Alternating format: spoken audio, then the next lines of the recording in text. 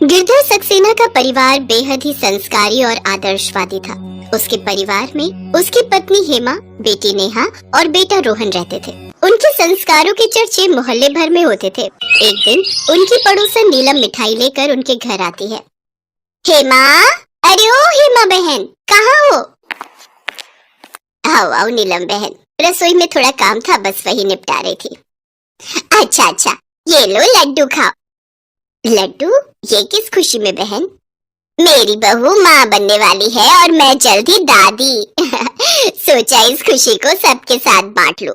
वैसे एक बात कहूँ, बुरा मत मानना, आप भी अब अपने बेटे की शादी कर ही लो, नहीं तो दादी बनने का सुख बुढ़ापे में नसीब होगा। नीलम ताना देकर वहाँ से चली जाती है, लेकिन ये बात हेमा को बुरी तरह चुभ जाती है और फिर वो निकल पड़ती है अपनी बहू की खोज में। कुछ दिनों तक खोजबीन करने के बाद उसकी तलाश खत्म होती है दिव्या नाम की एक लड़की पर, जो कि ख्यालों से एक मॉडर्न लड़की होती है।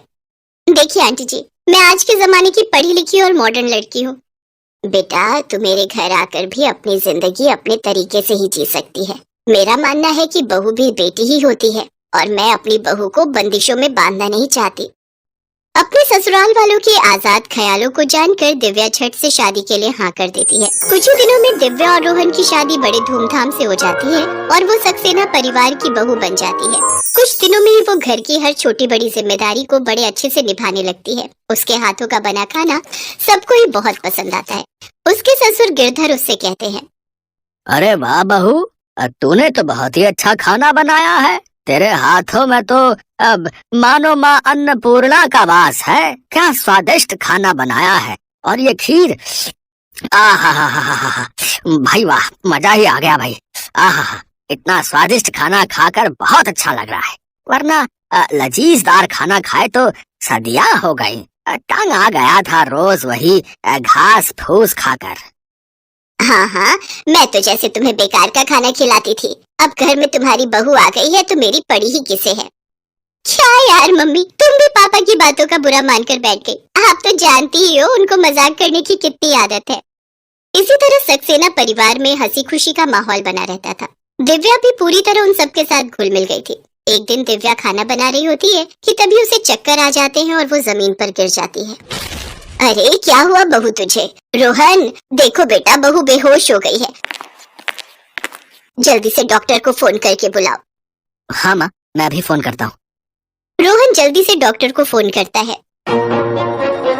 घर आकर डॉक्टर उसका चेकअप करता है तो रोहन उससे पूछता है, क्या हुआ डॉक्टर साहब, सब नॉर्मल है ना? हाँ हाँ, सब नॉर्मल है। अगर सब नॉर्मल है तो फिर ये बेहोश क्यों हो गई थी? वो इसलिए क्योंकि आप बहुत जल्द दादी बनने वाली हैं। आपकी बहू प्रेग्नेंट है। ये कहकर डॉक्टर वहाँ से चला जाता है। इसका मतलब मैं जल्दी ही बुआ बनने वाली हूँ।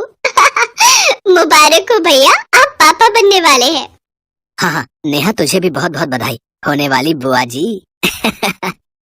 और मैं बनूंगा दादा भाई।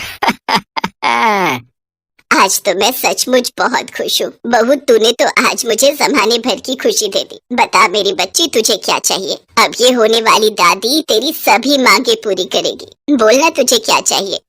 गुस्से से भरे चेहरे से दिव्या कहती है, रोहन ये सब क्या है? मैं इतनी जल्दी बच्चा नहीं चाहती। 9 महीने तक मैं उसे अपने पेट पर टांग कर नहीं घूम सकती। बहू, ये तेरा पहला बच्चा है और अपने पहले बच्चे के बारे में ऐसा नहीं कहते। बहू, हम सबकी उम्मीदें इस बच्चे से जुड़ी हैं। तुमने देखा नहीं, इसके आने भर की खबर से ही घर में कितना खुशी वाला माहौल हो गया। तो जब ये इस दुनिया में आएगा तो कितनी खुशियां लाएगा। देखो दिव्या, ये भगवान का दिया हुआ तोहफा है और हमें इसे ठुकराना नहीं चाहिए। कई लोग इस खुशी के लिए न जाने कितनी मन्नत और कितने मंदिरों में जाते हैं, तब जाकर उनको माँ बाप बनने का सुख मिलता है।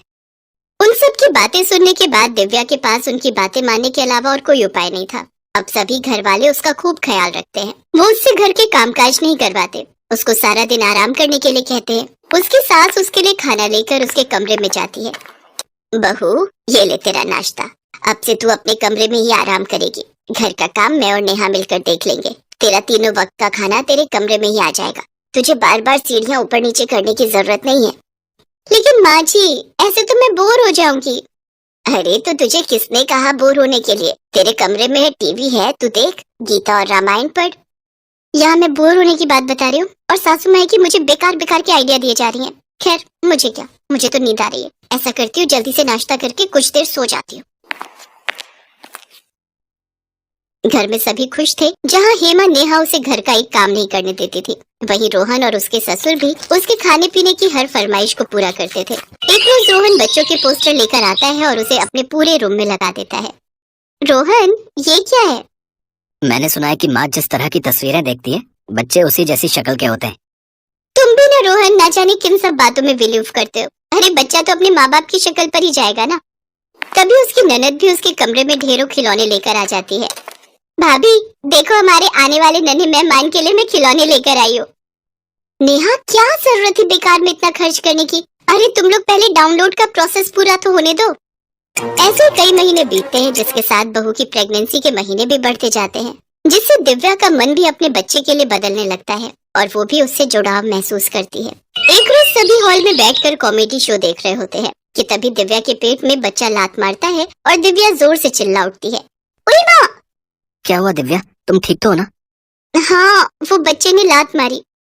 भाभी लगता है उसको भी कॉमेडी शो बहुत पसंद है। सभी जोर जोर से हंसने लगते हैं। ये देख दिव्या की आंखों में खुशी के आंसू आ जाते हैं और वो रोने लगती है। क्या हुआ बहू, तू रो क्यों रही है? माँ जी, आप सच कह रही थी। माँ बनने का सुख इस दुनिया का सबसे बड़ा सुख होता है। अब मैं अपने बच्चे को महसूस करने लगी हूँ और मैं अपनी इस पहली प्रेगनेंसी को अच्छे से एंजॉय करना चाहती हूँ। इसके बाद दिव्या का मन अपने बच्चे की तरफ झुक जाता है। वो घंटों अपने बच्चे से बात करती है और प्यार से अपने पेट पर हाथ सहलाकर उससे प्यार जताती है। उधर होने वाली दादी आने वाले बच्चे के लिए गर्म कपड़े बुनती है तो दादा नया पालना खरीद कर ले आते हैं। कुछ दिनों बाद दिव्या का 9वां महीना पूरा होता है।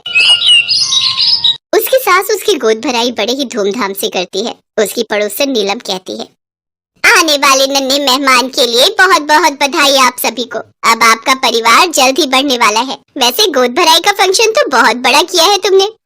अरे ये तो होना ही था, हमारी इकलौती बहू का पहला बच्चा जो है। सभी लोग बड़े ही धूमधाम से इस फंक्शन को एंजॉय करते हैं। रोहन, अब मुझसे बर्दाश्त नहीं हो रहा। इस बच्चे को बोलो ना जल्दी से बाहर आ जाए। मैं इसे अपनी बाहों में लेने के लिए तड़प रही हूँ। क्या यार दिव्या, अब तुम कोई पिज्जा डिलीवरी वाली तो हो नहीं जो झट से बच्चा बाहर आ जाएगा। अरे बाबा, हर चीज का समय होता है और वो अपने टाइम पर ही बाहर आएगा। अगले दिन उसकी सास उसके लिए 1 गिलास दूध में 2 बड़े चम्मच घी डालकर पीने को देती है। ये ले बहू, इसे पी। इससे तुझे खूब ताकत मिलेगी और बच्चे की भी डिलीवरी नॉर्मल हो जाएगी। उस दूध को पीते ही दिव्या के पेट में दर्द शुरू हो जाता है और उसे लेबर पेन स्टार्ट हो जाता है।